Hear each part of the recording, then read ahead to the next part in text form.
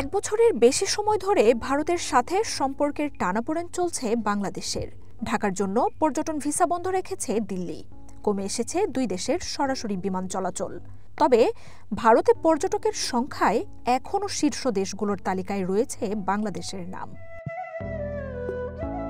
ভারতের অভিবাসন ব্যুরোর বরাত দিয়ে এই তথ্য প্রকাশ করেছে দেশটির কেন্দ্রীয় পর্যটন মন্ত্রণালয়, যেখানে বলা হয় 2024-25 সালে বাংলাদেশ থেকে 17,50,000-এর মতো মানুষ প্রতিবেশী দেশটিতে ভ্রমণ করেছেন।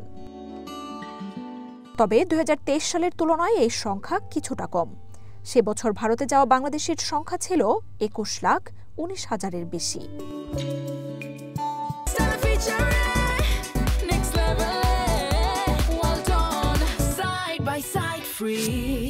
শীর্ষে থাকা আমেরিকা থেকে গত বছর 18,04,000-এর বেশি পর্যটক ভারত ভ্রমণ করেছেন।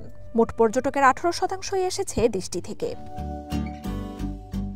এরপর দ্বিতীয় স্থানে বাংলাদেশ।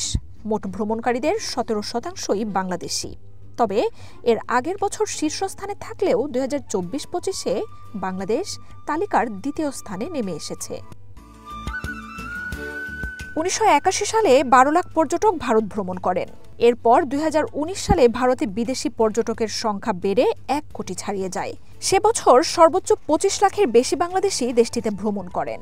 কোভিডে পতনের পর গত কয়েক বছরে পরিস্থিতির উন্নতি হলেও বাংলাদেশে গণঅভ্যুত্থানে আওয়ামী লীগের পতনের পর আবারও কমছে এই সংখ্যা।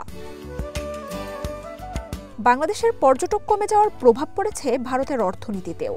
বিশেষ করে চিকিৎসা ও কেনাকাটার মতো খাতগুলোতে এই সংকট লক্ষণীয়। বাংলাদেশিদের মধ্যে জনপ্রিয় পশ্চিমবঙ্গ, মহারাষ্ট্রের মতো রাজ্যগুলোতে এই নিয়ে ব্যাপক ক্ষোভও দেখা দেয়। মার্জিয়া উপমা, ওয়ান ইন্টারন্যাশনাল ডেস্ক।